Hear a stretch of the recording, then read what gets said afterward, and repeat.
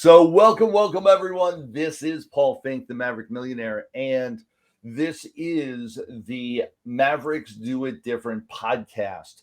In the Maverick universe, we do it differently. We think different, be different, do different, act differently to create different results.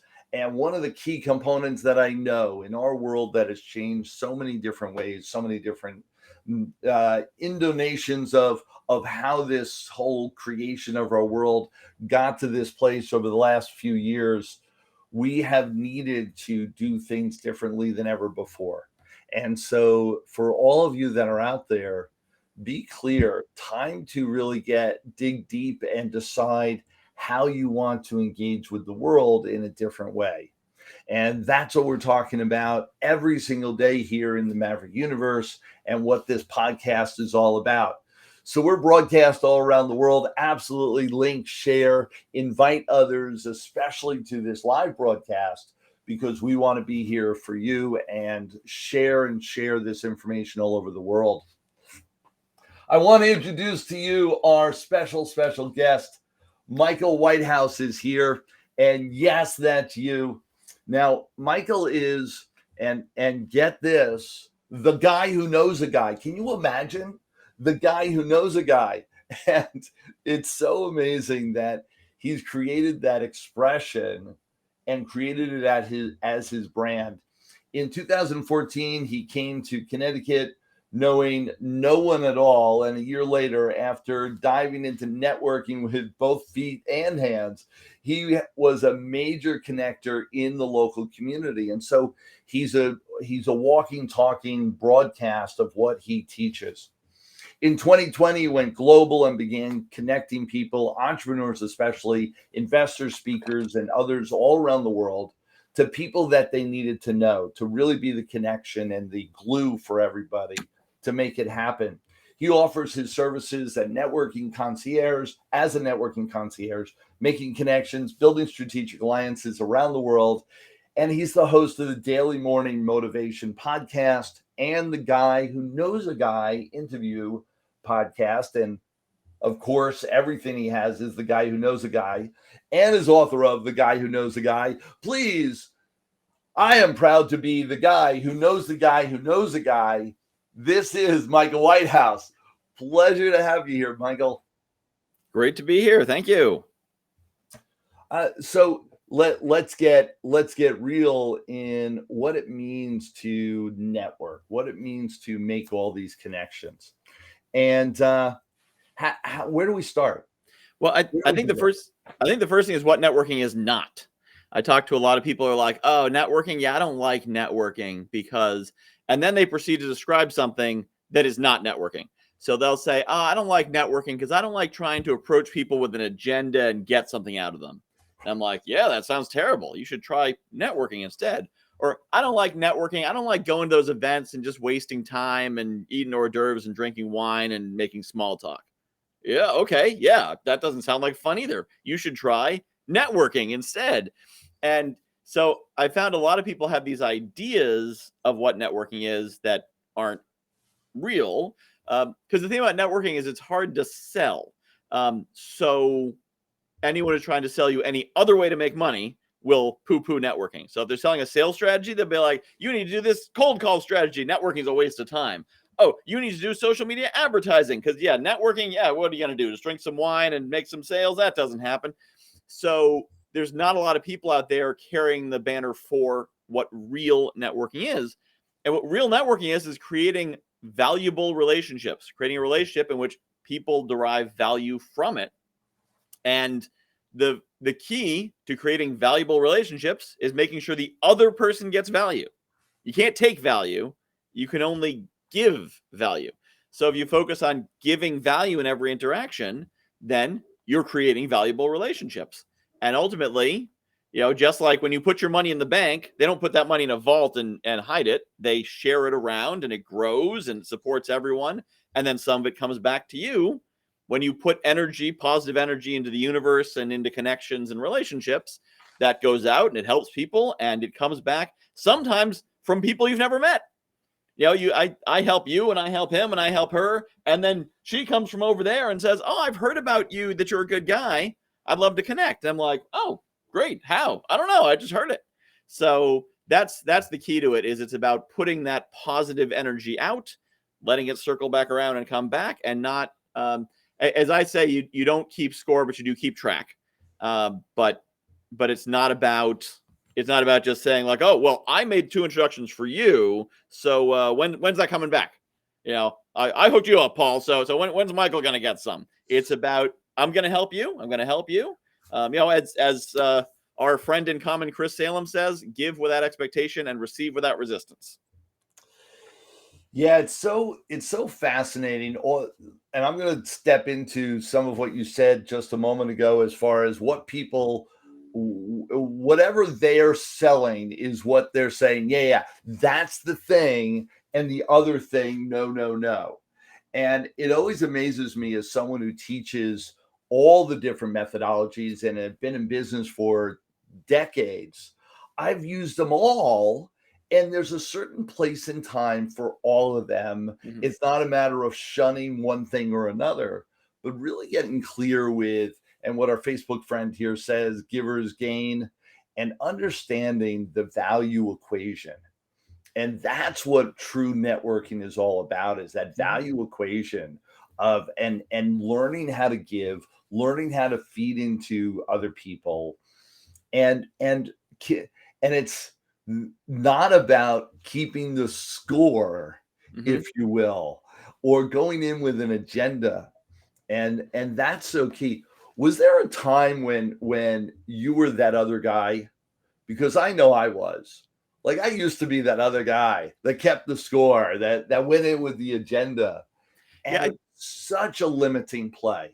Yeah, I don't think I ever really was. So there's 2 ways you can go wrong with networking. One is the way you talked about, which is the aggressive side. The, like, I'm here to make a deal, and I'm here to make deals and chew bubble gum, and I'm all out of bubble gum. Right. And then the other way is to be too relationship focused. I'm here to make friends. I want to connect. I want to get to know you. I don't want to be too pushy. And I've gone to that side. That side I tend to err on. It's like, well, I don't want to push people. I don't want to be too aggressive. But if you're too far on that side, then 1, you go broke. But 2, you also don't serve them the same way, because there's only so much you can serve for free.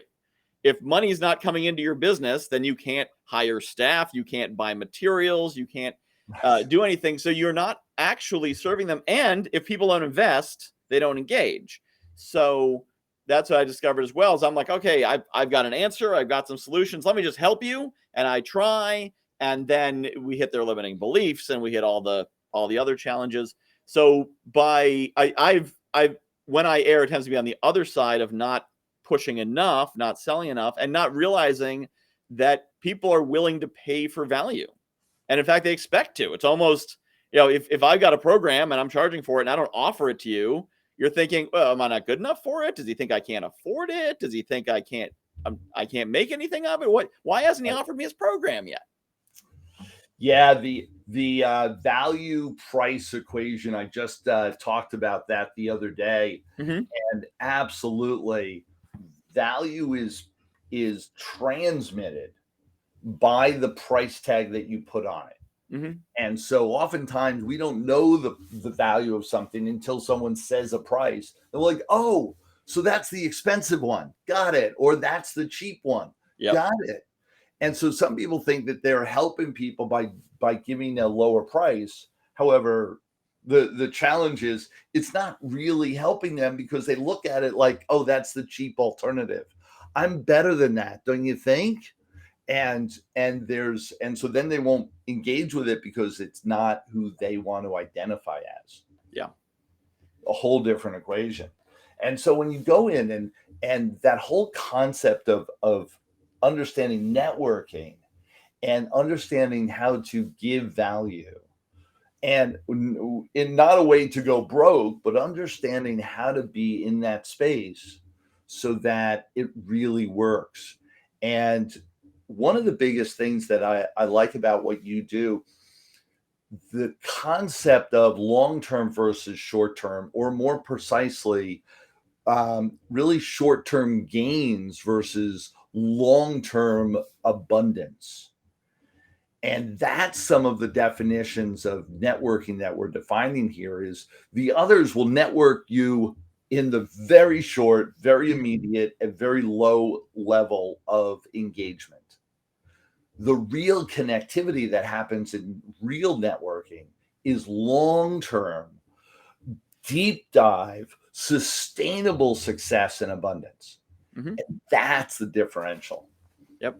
And one thing I'll mention on that to especially my fellow ADHDers out there, because we hear that, and that's usually accompanied with, so you got to follow up and you got to keep track of people, and you got to get back to them and this and that. And so ADHD folks will despair and say, I can't keep track of even a dozen people, let alone, 100 or 200 people. That's, I need systems on systems. I need an assistant to take care of my assistant to manage that kind of system. And so a lot of people say, and I've heard people say, the things you must do to network, you must follow up, you must send thank you notes, you must remember names, you must remember details. I don't do any of those things. I'm not saying you shouldn't.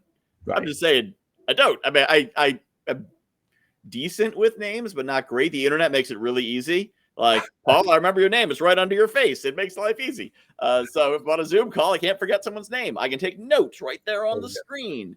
I can, do reminders. But what I found is that what trumps all that other stuff is providing the value. So if I meet someone and 15 minutes in, I say, I've got 2 people you need to meet who I think can help you with that. And within 24 hours, they got an email saying, Paul, you need to meet Susie. Here's why. And it's a good introduction. It's not just like, Paul, meet Susie. You're both awesome. Go for it. Because that's not a great introduction. But like, Paul, you need to meet Susie because Susie does this thing that I think you're going to benefit. And you should talk about, this. And Susie, you might want to promote Paul's program. So guys, go talk about that. If I do that and I don't send a thank you note and I don't follow up and I never remember to send Susie any emails after that, and I do nothing else, but I just made those introductions, then Susie's thinking, wow, what a great guy. Because she's got 2 introductions came out of a 25-minute call to this guy she'd never met before. And the result is I will run into people who, sometimes they'll reach out to me. Sometimes I'll bump into them at an event or online or something. And they will say, Michael, I just want to thank you so much. That connection that you made, it got me the job and it really helped my husband and our relationship's better. And now we're making more money and this and that and everything's so great. And I'm like, great. That is so awesome. Could you remind me what your name is? There you go.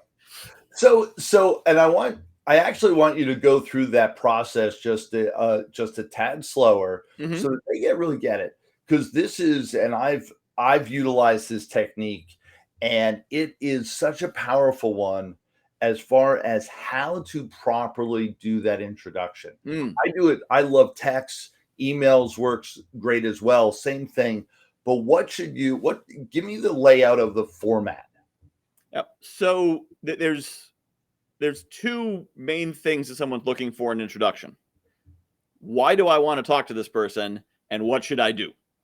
So why are we here and where are we going, basically, are the 2 questions. So the first thing is give me some context so I can evaluate it. And now if you're a known introducer and people know the quality of introductions, you don't need to layer that on as much, because for the most part, if I send someone an introduction, I'm like, here's Paul, he's great, you should talk to him, then people will take that and be like, all right, let me go meet with Paul because Michael said so. Right. But that's because I built a reputation as a connector, because that's what I do. If you haven't built a reputation, you need to sell it. So you can't just say, hey, here's Paul, he's great. It's here's Paul, he's really great. He offers great advice to coaches to build their business. And this is what the value is. And this is why he's worth 20, 30, 60 minutes of your time. And then why am I introducing you? So, like one of my with a networking concierge, one of my clients, most of them, what they hire me for is to connect them to affiliate partners. So one of my partners I've promoted myself has been a very successful partner for me to promote. And so when I send an introduction, I say, this is one of my best partners to promote. you should also promote them because I think their program is great for your audience. So in addition to the other thing I mentioned, you should talk about promoting their upcoming program in December. So that way they're not getting the call being like, well, so, hey, how we doing? Yeah, what do you do? It's, okay, so tell me about your program in December and why Michael thinks I should promote it. And now we're getting right to the point and not, getting 27 minutes into a 30-minute call and be like, okay, yes, so what's up? Right. And it's so what you're saying is to be more directive with your introductions because it helps the people that you're introducing. Mm-hmm. One of the biggest struggles that people have is figuring out what the connection is. Yeah. And if you're good at figuring out, oh, well, that piece of what you do fits with that piece of what they do really well, you guys need to talk. Tell them. It'll jumpstart their relationship tenfold. Yeah. And a contra example of this is the worst form of cold outreach that I get is the opposite of this. So now people cold outreach all the time.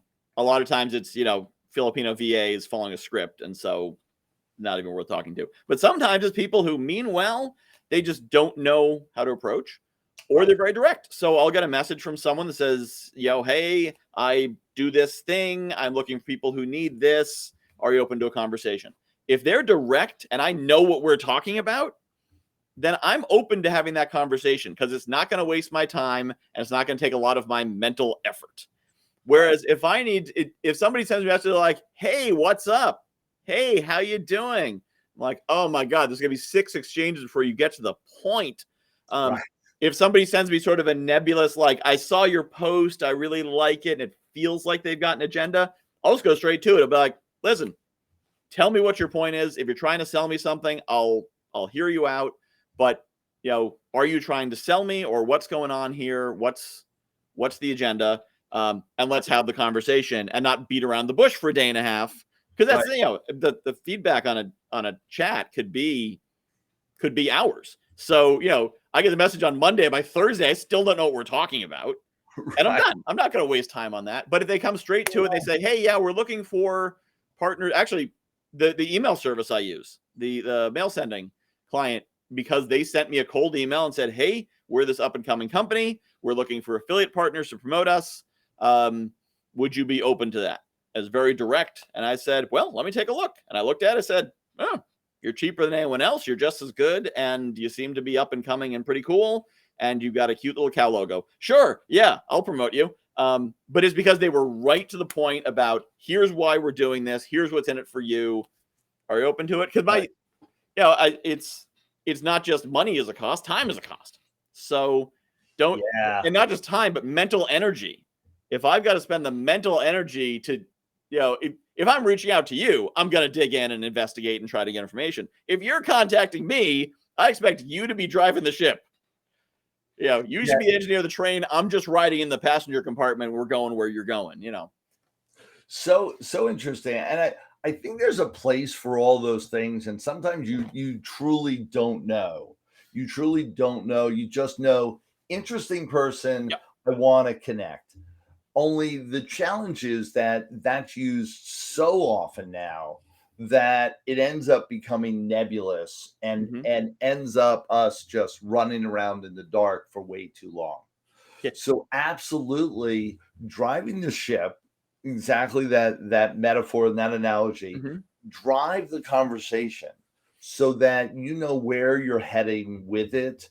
And in that case, especially when you're connecting to people, helping them go, here's where the connection is, take it from here. And like you said, once you do that, to getting back to where we were talking, once you make that connection, you can step out of the way.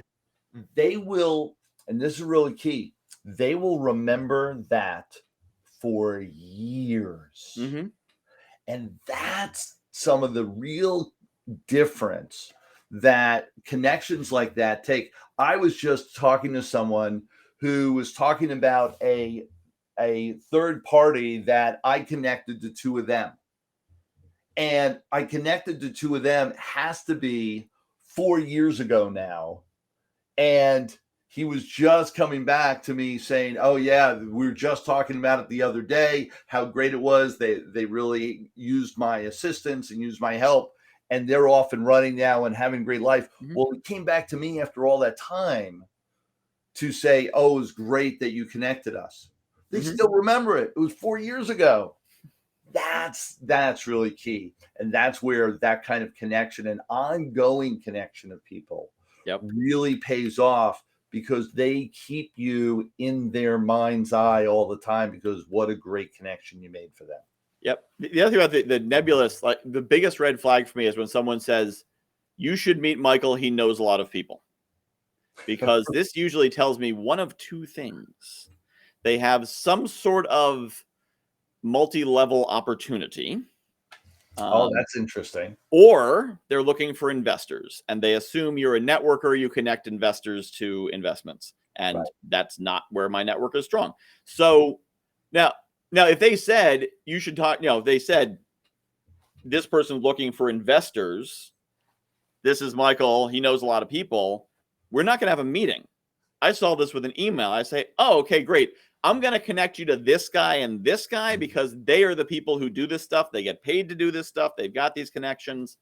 We don't need to spend 30 minutes for me to make these introductions to you. I don't need to know anything about you other than you're looking for this. The introduction will be, I got this introduction. It's not mine. This message is for you. I pass it right on. But they've got to be direct for that to happen. And so that's why I'm often very leery of those nebulous ones. And so actually, there's two ways I treat introductions. It's either go to a one-to-one, or I have an open virtual coffee, because I'm very selective. I only do about 4 to 6 one-to-ones a week now. I used to do 20 plus, and now I like to run a business, and I can't do that if I'm spending almost all my time meeting with anyone who wanders by. So the open virtual coffee is this kind of first tier. If I'm not sure why we're meeting, come on by Friday, 1 p.m. Anyone can come on in. And sometimes it's a great connection for me. Sometimes it's a great connection for each other. Like, I don't need to meet either of them, but they meet each other. And so it's an introduction I didn't even have to make. It's great. I sit back, I'm checking my email, they're meeting each other. It's amazing. But if somebody sends me a nebulous introduction, I'm going to say, awesome, I'd love for you to come to my open virtual coffee. And, this is a chance you can get closer than an email, but not as close as a one-to-one. And it's a chance to explain, what is this about? Because I don't want to get to the point of saying an email like, what's this for? What is the value to me in this call?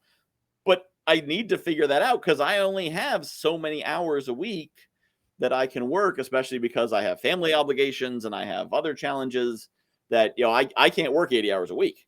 So I love that concept. And I will say, I used to use that concept all the time, only I did it live. When I was in a much more localized, now I work on a national and international basis.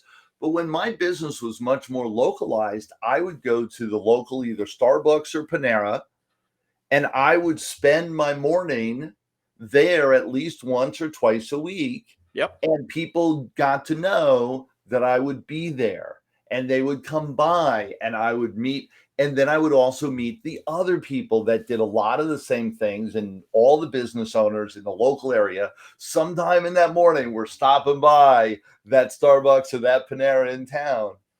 And it was such a great center hub of connectivity.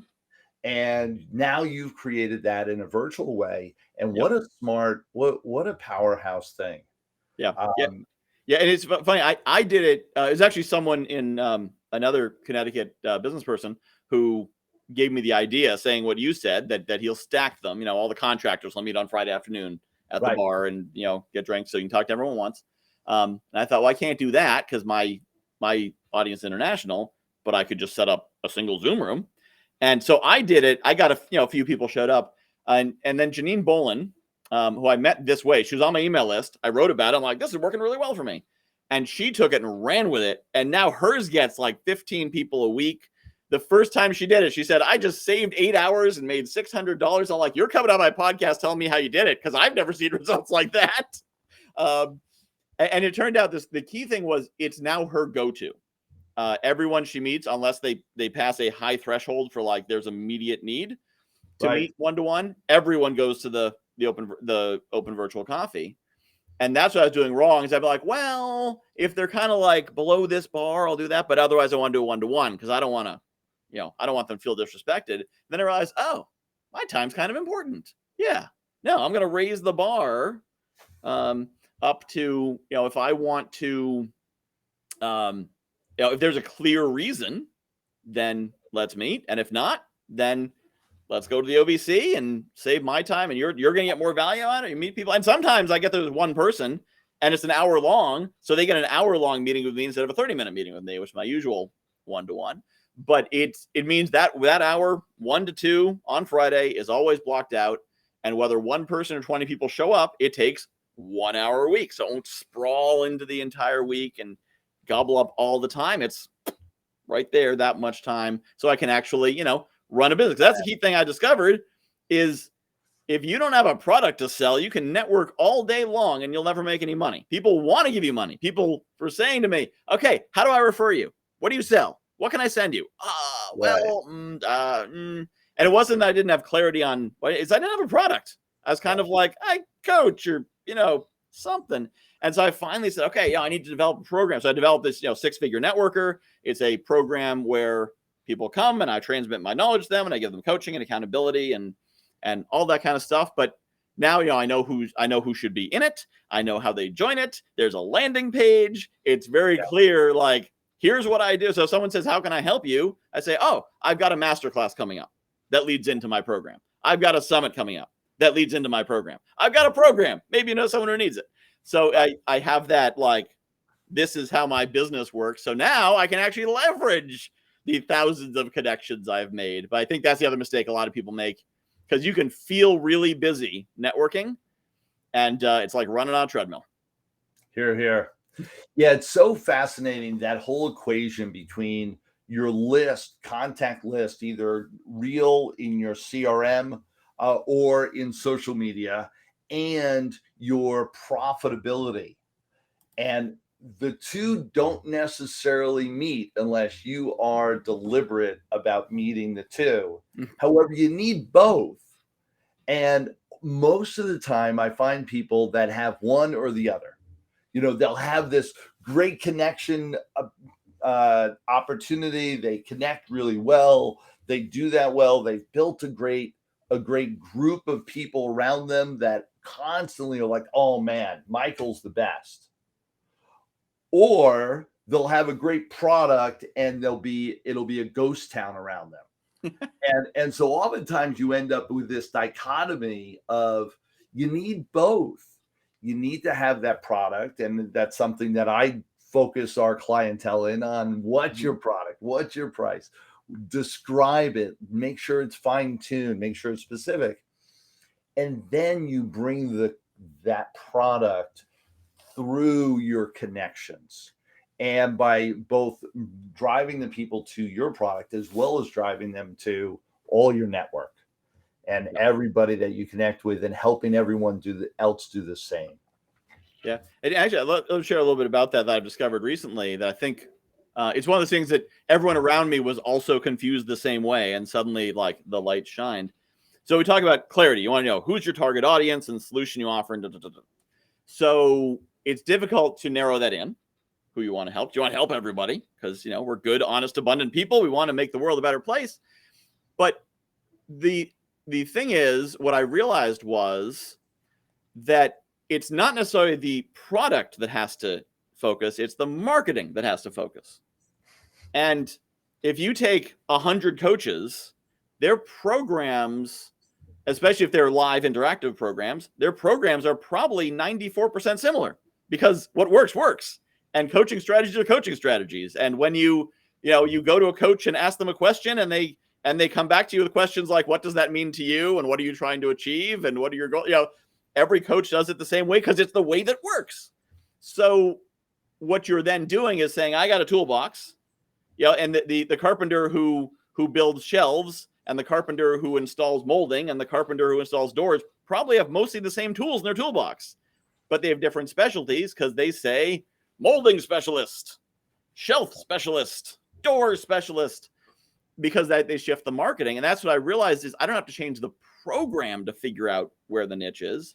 I have to change the marketing. So I'm doing, a series of master classes that focus on specific solutions and say, okay, are you looking for this? Are you looking for more leads? Are you looking for more friends? Are you looking for easier follow-up? It's all in there, because if I teach you everything I know about networking, it's all in there. You're going to learn all these things. But what is the problem on your mind that's waking you up in the morning that the thing I have solves? It solves 20 things. And it's going to solve 20 things no matter how. I'm not going to be like, oh, you didn't want email? Well, we're not going to talk about email. I'm still going to teach it. That's the leveraged follow-up system. I'm not going to be like, oh, you didn't mention leveraged follow-up. I'm just going to leave you calling people on the phone. It's fine. But when I sell it, I need to focus. So it's the difference between, if you got a sniper, the sniper moves the barrel of the gun. They don't move their whole body. Yes. I think so many of us are trying to move our whole body instead of just aiming to hit the target. You're definitely aiming to serve specific people. And when you niche down, that's why they say the riches are in the niches.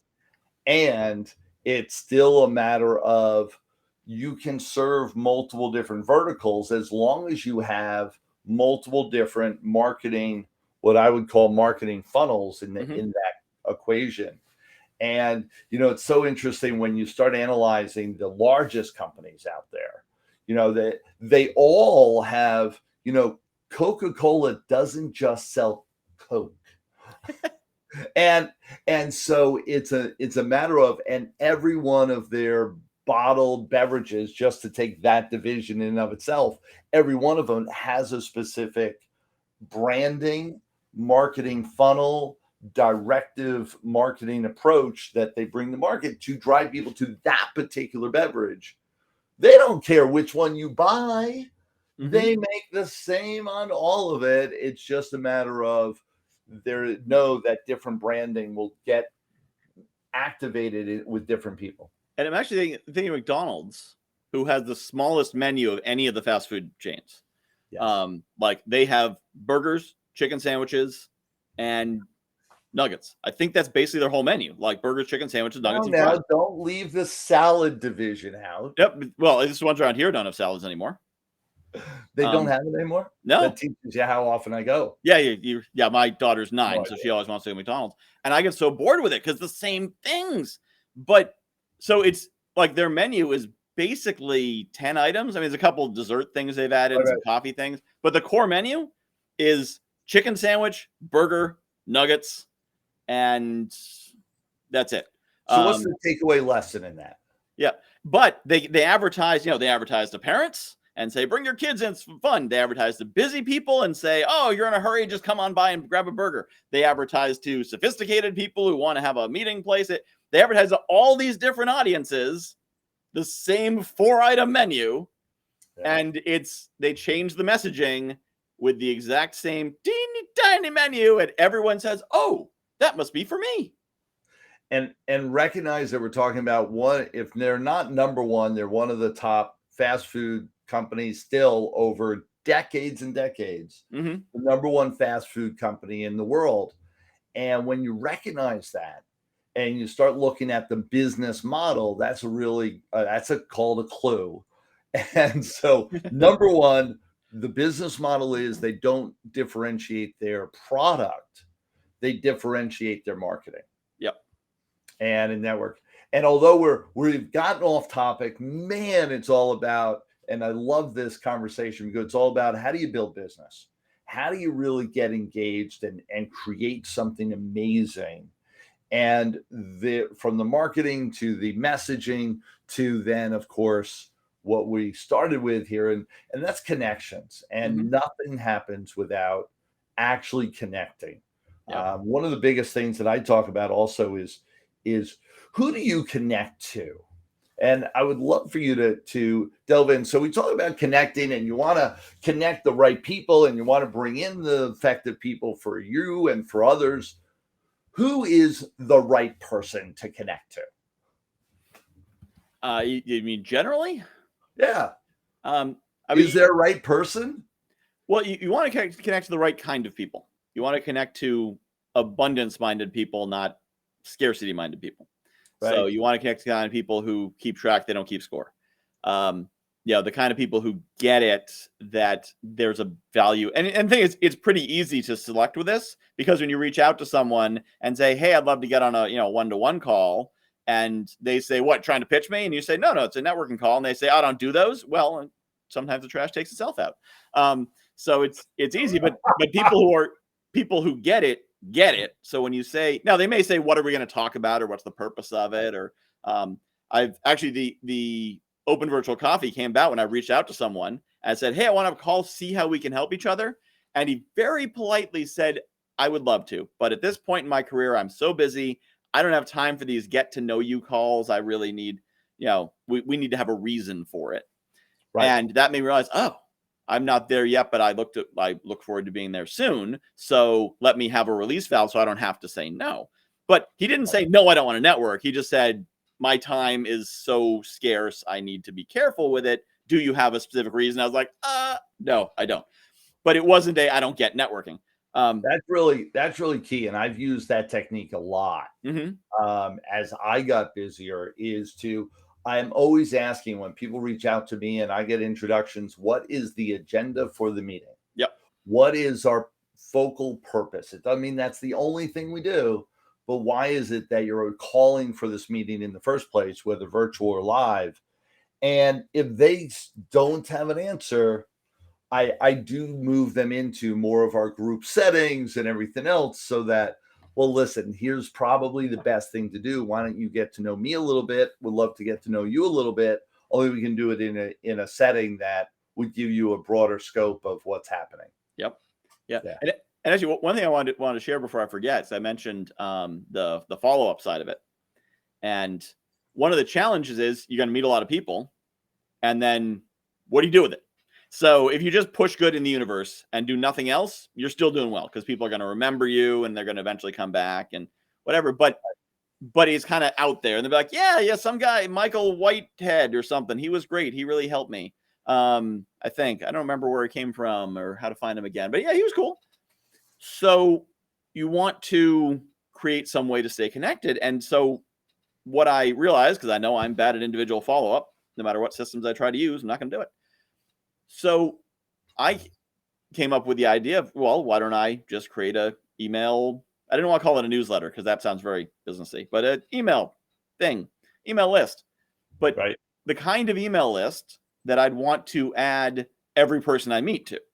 So if I'm going to be offering my products and I'm selling this and come buy that, the worst thing is you meet with someone, you do a nice one-to-one meeting, you get along well, and then suddenly you're on their pitch list, and it's just, they're promoting their stuff, they're promoting their friend's stuff, and that's it. No value, no teaching, no stories, just blah, blah, blah, blah, blah. So I didn't want to do that, but I thought, well, what if I used email like social media?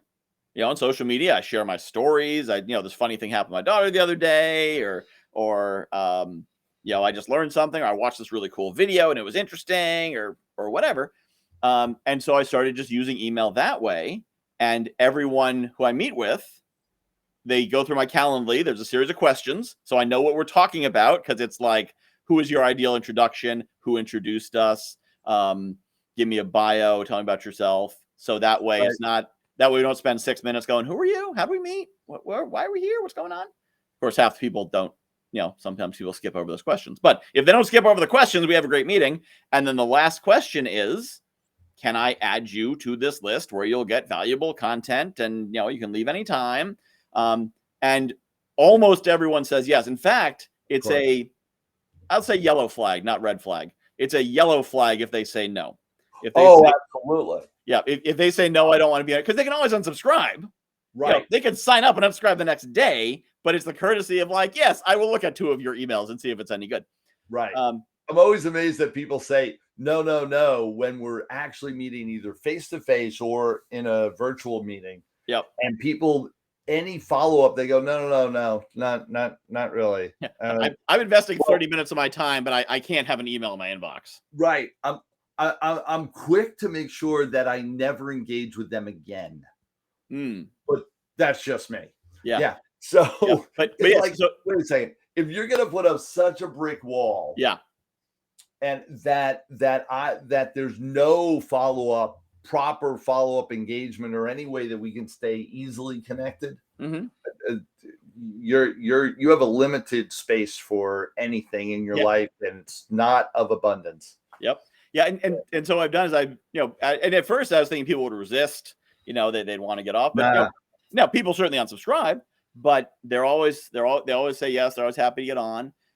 And so I share, and I'm actually at this point, and at first it was like 2 days a week because I didn't want to overwhelm them. And I stepped up a little bit to 3 days, and then I had a bit more to share. And then one day I noticed I was sending 7 emails a week, and people are replying because you don't have to email them. It's not like it shows up at your door and is like, email for you. There's an email. You need to read it. It's one of the emails in your mailbox. You read it or you don't.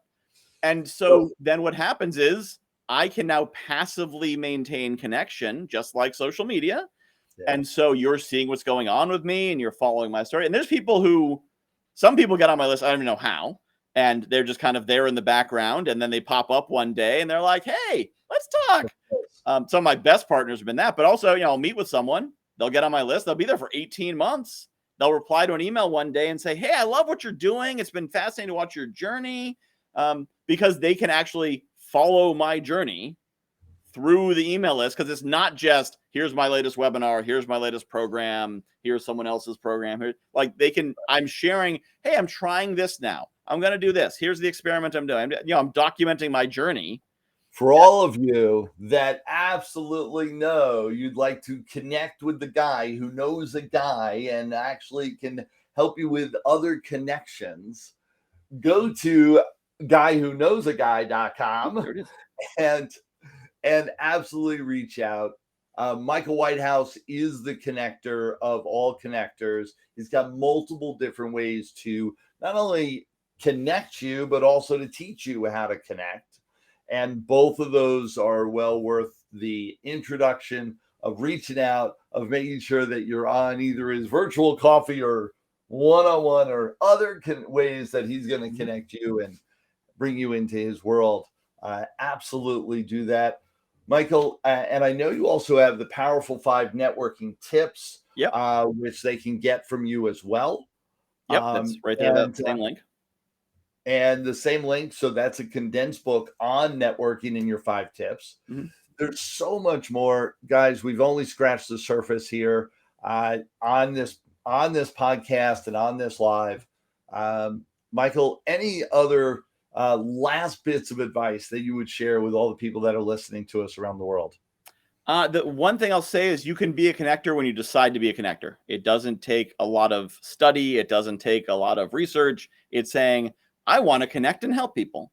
And once you make that decision, the path becomes clear. The rest is everything I teach is technique. Once you have the mindset and the decision, you can also make people's lives better by bringing them connections to other good people. That is so true. And that intentionality and awareness of that you want to serve people really goes a long way. Mm-hmm. And incredible. Michael, thank you so much. Want to make sure that everyone has the link. It's right there, guywhoknowsaguy.com, and that people reach out to say hi to you. It's absolutely, this is how we do it, if you say. And thank you so much for being here.